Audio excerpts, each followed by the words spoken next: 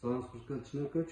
Жакында былтыр абайдан катыш болгон уулуңузга байланыштуу айыпталуучу айдоочуга сот өкүм чыгарыптыр. Кандай өкүм чыкты? Эми мындай да кыскача айта турган болсом, өлгөндүн үстүнө көмгөн кылды, же болбосо ыйманга, мыйзамга туура келбеген өкүм чыкты. 4 адамды өлтүргөн кылмышкерди Айтматов райондук сотунун судьясы амнистияга такап туруп соттон абактан чыгарып салды. Мына ушундай өкүм чыкты.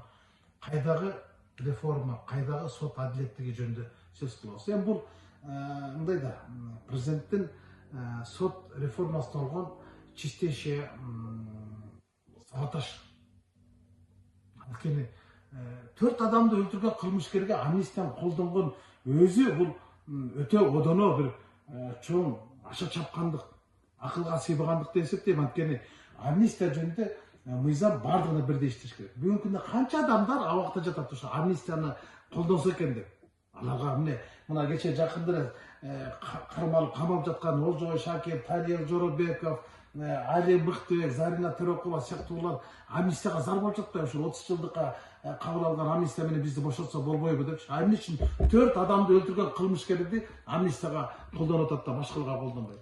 Демек бул жерде соттун кызыкчылыгы бар болушу мүмкүнбү? Тандалма саясат жүрүп атат, соттун эми кызыкчылыгы кайсы жактан кырчылып кетти мен билбейт экенмин, бирок өкүм өз үстүнө чыгып атпайбы? Демек кызыкчылык баргондон кабар берип атпайбы? Же эмесе сот адилет чечим чыгара турган болсо, арбактан корко турган болсо, каргыштан корко турган болсо, мындай мыйзамсыз, ыймансыз кадамга барбас эле го деген менде ой пайда болуп атпайбы? Айыпталуучунун эже жогорку сотто иштейт дедилер. Жок, жогорку сотто эмес экен. Таасири тийдиби деген?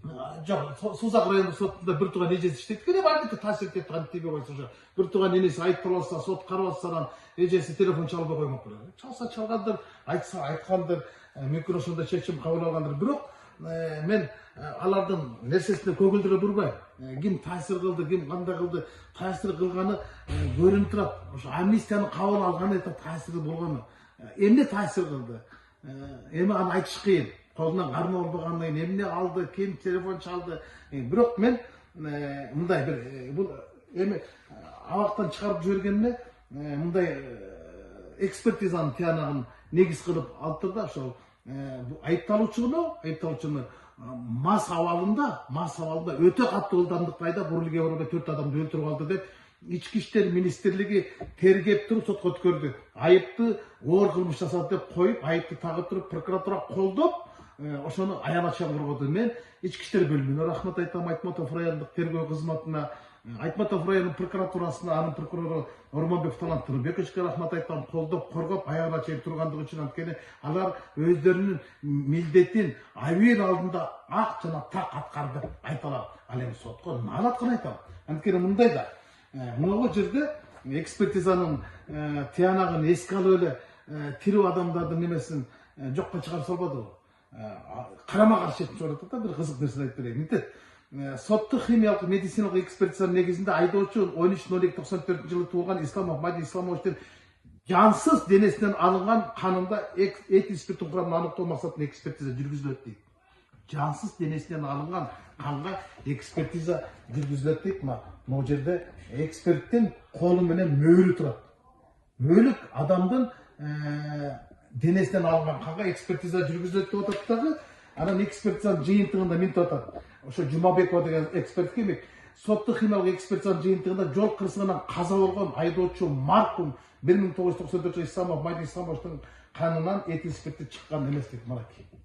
Буну мен кол койгон жокмун, мен мөөр баскан жокмун. Бул эксперттин жыйынтыгы, корутундусу. Ушул нерсени негиз кылып, ушул нерсени колдонду.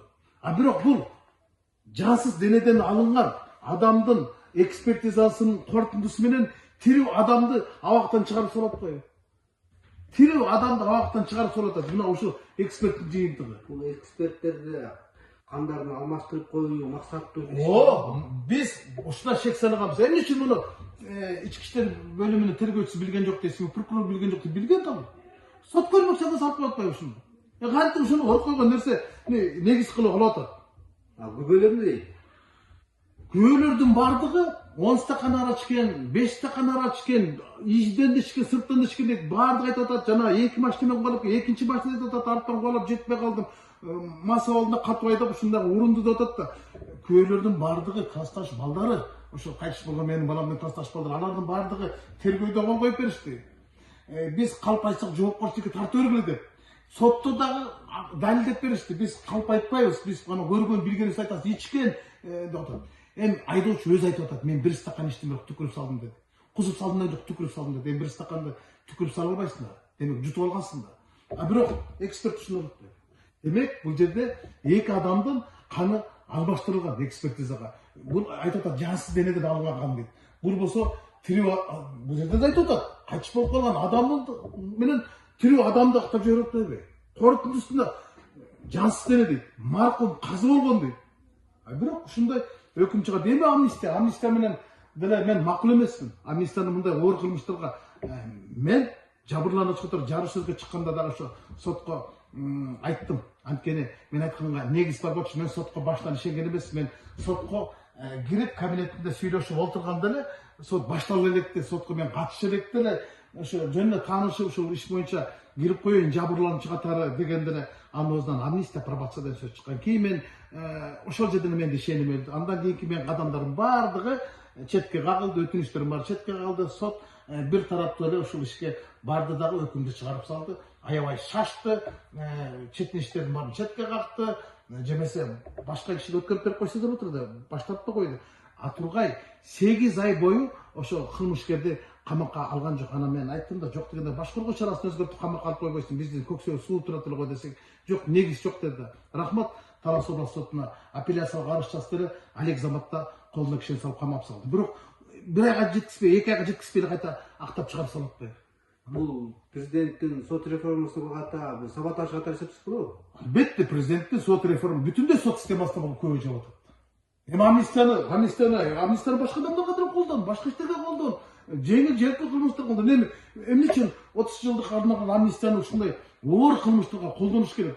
Эми 4 адамды өлтүрүп атат. Мен ошо сотто адвокаттын же башка бирөөнүн ушул амнистия жөнүндө ар жерден айтты, тиги айыпталуучунун адвокаты ошо тиги 3-часқа түшүрүп бериңиз, ичкендиги далилденген жок деп. Далилдүү документтердин баардыгы турса дагы сот ушундай өкүм чыгарды. Эми эмне дейбиз? Эми апелляциялык арызды жолдоп турабыз, эми көрөбүз да мындан аркы иш кандай болот. Айли толтура нерселер бар. Мен дагы көп нерселерди ачыктап айтпай атам. Бул судьянын эмне деп айткандары жөнүндө дагы менде толтура эле маалыматтар бар. Кимдин эмне ишин бүтүрүп берген, кайсы генералга таянып атканын, эмнеге таянып атканын, эмне деп айткандарын эми айтканга деле болбойт. Бирок бир гана нерсе бар да, кыргызда кан көрбөйт, анан каргыштан качып отура албайсың дейт да. Буну аябай каргатышты. Каргышка ушунчалык калды. Мен деле ушул өкүмүнө өкүнө турган аракеттерди жасайм. Мыйзам чегинде. Мыйзам чегинде албетте. Кийин ушуга өкүнөт. Ушул өзүнүн өкүмүнө өкүнөт. Өкүнө турган кылам. Ошол ишке мен барам. Анткени өлгөндүн үстүнө көмгөн кылып, өлүмдү мазактап туруп ушундай өкүм кабыл алган. Бул мени жан дүйнөмдү да кошо өлтүрүп салды да. Балам менен кошуп турчу. Эми бир гана Кудай бар. Акыреттин да сот болот, адилеттин да сот болот. Мен эскерткем, амнистия, пробацияны колдонбоңуз. Жарыш сөзгө чыкканда айткам. Пробацияны колдонгон адам чыгып келип алып эмне кылды? Бирөөдүн кулак мурдун кесип салды аялды. Пробациядан чыккан адам энесинин балталап өлтүрүп, бала чакасын бар ит атканда атып салды. Алыс болуңуз деп эскерткениме карабай туруп ушундай амнистияны такап салды. Бир гана Кудайдын гана немеси калды да. Апелляциялык арыз жазып жолдогон турабыз, эмки жумада киргизебиз, анан мындан кийинки процесстер эми Тараз областында болот.